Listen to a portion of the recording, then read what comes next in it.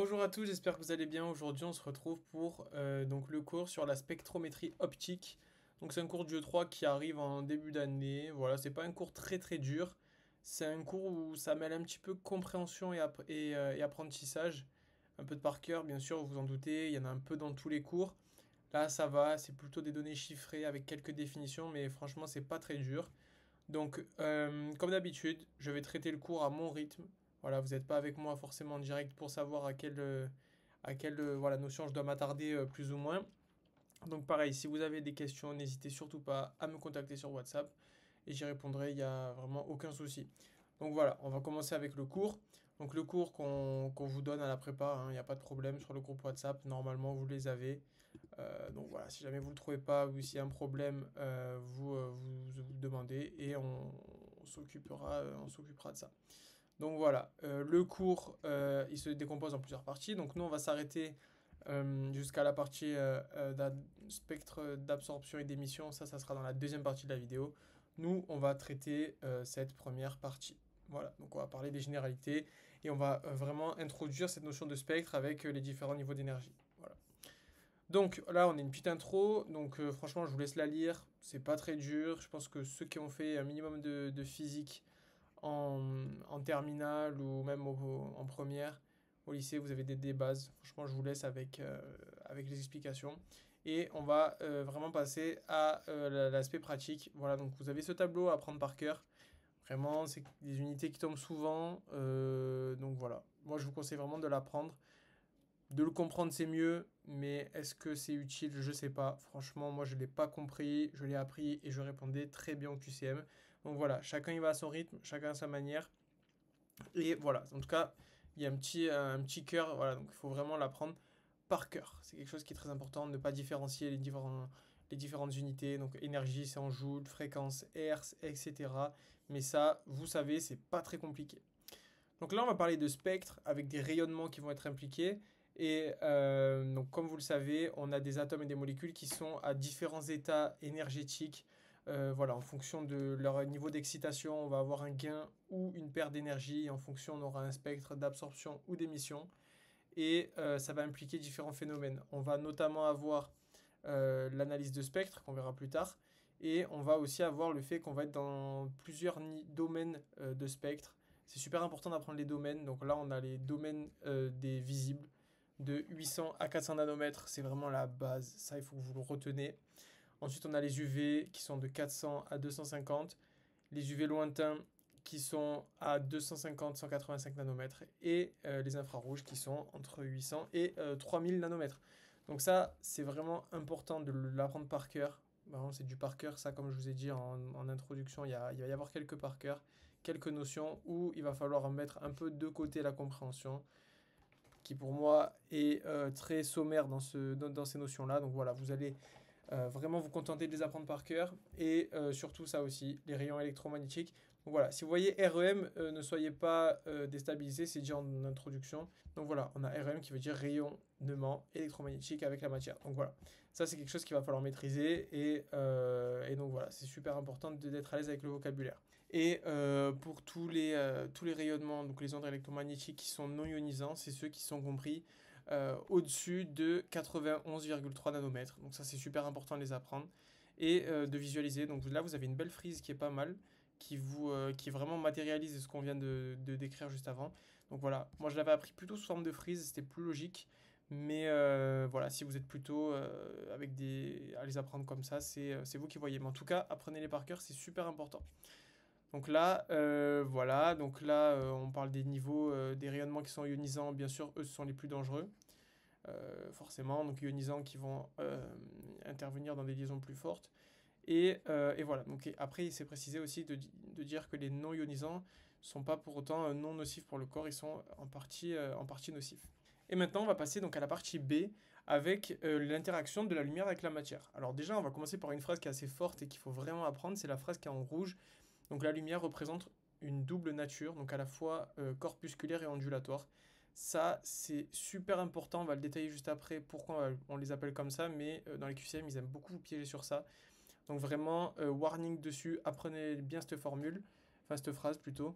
Donc des fois ils vont peut-être inverser ou ils vont mettre que l'un ou l'autre ou des fois on a des systèmes restrictifs etc. Vous savez très bien les pièges qui peuvent vous faire tomber et donc cette phrase si vous la connaissez par cœur il n'y a pas de problème. Donc on est donc la lumière a de nature corpusculaire parce qu'elle est constituée de particules indivisibles de masse nulle appelées les photons. On redétaillera ça plus tard mais vous comprendrez pourquoi.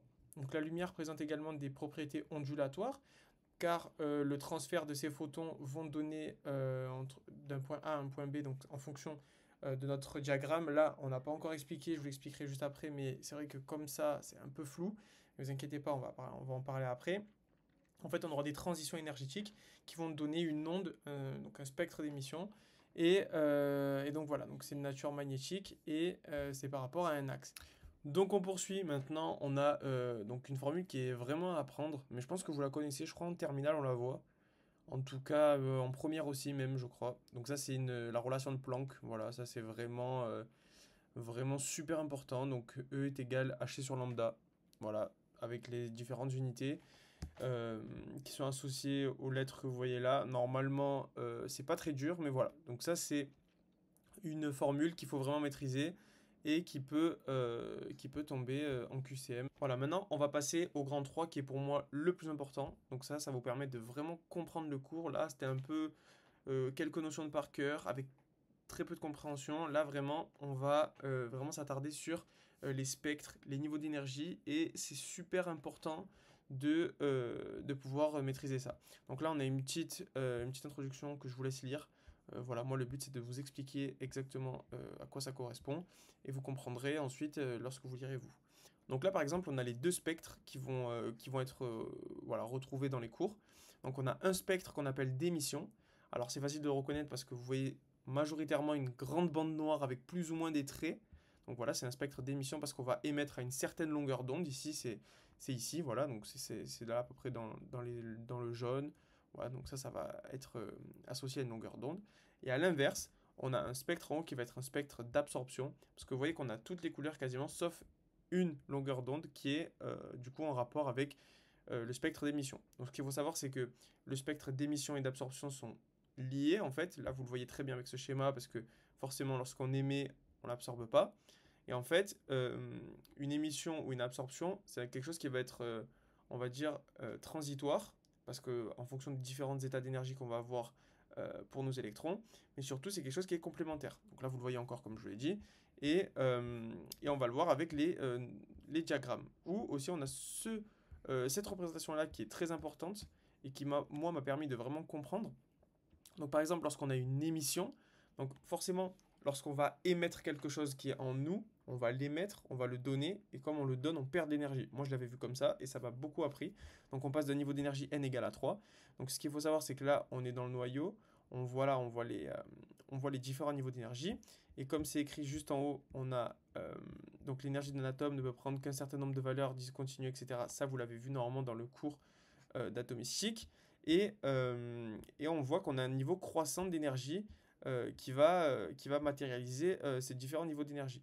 Donc, comme on est dans un niveau croissant d'énergie, n égale 1, on a moins d'énergie que n égale 2, égale 3, etc. Donc, si on passe d'un n égale 3 à un n égale 2, forcément, on perd de l'énergie et on va émettre un photon. À l'inverse d'une autre transition qui va être du coup l'inverse, l'opposé, comme vous le voyez bien au-dessus, on est l'inverse, on est l'opposé entre ce spectre-ci et celui-là. Et donc, ça va donner lieu à une autre transition qu'on appelle l'absorption. Donc là, on va absorber un photon. Donc forcément, comme on absorbe, on capte en nous un photon, on va absorber l'énergie, on va gagner de l'énergie. Là, on passe d'un niveau n égale 2 à un niveau n égale 3. Donc ça, c'est quelque chose qui est assez facile à comprendre, je pense, et qui du coup explique pourquoi on a des bandes qui sont complémentaires. Donc si on gagne la même énergie qu'on absorbe, forcément, à un moment donné, on va se retrouver dans la même longueur d'onde. Je pense que vous avez peut-être compris. Et voilà. Donc là, après, on a les fonctions des deltas d'énergie. Ça, c'est un peu moins important. Mais ça va vous permettre de comprendre ce que je vous ai dit. Normalement, si vous avez suivi ce que je vous ai dit, c'est suffisant pour pouvoir maîtriser ce cours. Donc ensuite, on va passer aux différents niveaux d'énergie avec le format diagramme. Ça, c'est pour moi la référence. Vraiment, c'est ce qu'il faut vraiment comprendre et vraiment matérialiser pour pouvoir vraiment comprendre les différents niveaux d'énergie et les différents passages. Donc on a différents états des électrons. On a, comme vous le voyez, un état fondamental. Donc comme il est écrit là, c'est un état où c'est le niveau le plus bas d'énergie. C'est le niveau, on va dire, où on se retrouve à l'état classique. Voilà. L'électron n'est pas excité. On n'est pas dans un état excité comme on voit après, où on va avoir différents états qui vont être transitoires. Voilà, donc on a différents niveaux d'énergie. Alors, ces niveaux d'énergie que vous voyez là, par exemple, euh, celui-ci, celui-ci, celui-ci, c'est exactement la même chose qu'ici. Voilà, donc c'est-à-dire qu'on a notre état de référence qui va être ici. Ensuite, on a un autre état n égale 1 qui va être un état excité. Un autre état n égale 2 qui va être encore un autre état, n égale 3, etc. Donc là, vous le voyez ici, on est au centre de notre noyau, entre guillemets. Là, on a un niveau excité, 2, 3, 4, et après, on a un niveau de référence. Voilà.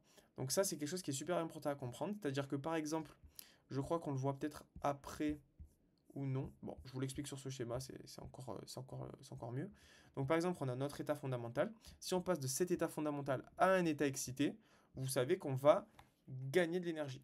Donc si on passe à un gain d'énergie, donc là, je le rappelle ici, on est au niveau le plus bas d'énergie, l'état fondamental. Donc forcément, on va pas pouvoir être dans un état excité ici, c'est les états pardon, qui sont ici. Donc si on gagne de l'énergie, on va exciter notre électron et forcément on va lui donner de l'énergie, donc on va gagner de l'énergie. A l'inverse, si on passe d'un état excité à un état fondamental, on va perdre de l'énergie. Donc là, on se retrouve dans le même dispositif qu'ici. On va perdre de l'énergie. On est dans un état excité avec un niveau énergétique supérieur à celui où on est passé. On est par exemple ici n égale 2. Du coup, on va émettre un photon, donc on va perdre de l'énergie. Donc ça, c'est super important. Ils aiment bien faire tomber des questions. Voilà. C'est-à-dire que si on vous demande qu'on passe d'un état excité à un état fondamental, vous savez que forcément, c'est associé à une perte d'énergie, donc à une perte d'énergie, donc à une émission de photons. Donc je pense que ça a été plutôt clair. Voilà. Si vous avez des questions, n'hésitez surtout pas. C'est quelque chose qui est super important à comprendre. En fait, une fois que vous avez compris ça, vous avez compris pas mal du cours. Ensuite, on va continuer avec des petites formules. Voilà, ça c'est super important de l'apprendre. E0 est égal à 13,6 électronvolts. Voilà, ça c'est des données chiffrées qu'il faut apprendre par cœur et qu'il ne faut pas forcément comprendre. Vous me direz, il y en a pas mal dans ce cours, mais c'est comme ça. Les démonstrations ne sont jamais à apprendre, ça c'est sûr et certain. On va jamais vous demander une démonstration, forcément, car c'est des QCM, c'est trop dur de vous interroger sur ça. Mais voilà, ça c'est un peu moins intéressant. Moi je pense qu'ils vont pas vous faire des questions dessus. Après, apprenez-le, toujours, je garde une réserve surtout que c'est différent en fonction de moi, mon année où je suis passé et la vôtre. Donc, essayez de maximiser vos chances. Donc là, c'est fini, on a fini le premier cours. Donc voilà, si vous avez des questions, n'hésitez surtout pas. Là, on est vraiment passé dans les bases de ce cours. En deuxième partie, on va traiter vraiment des spectres d'émission et d'absorption qui vont être caractéristiques de différents atomes.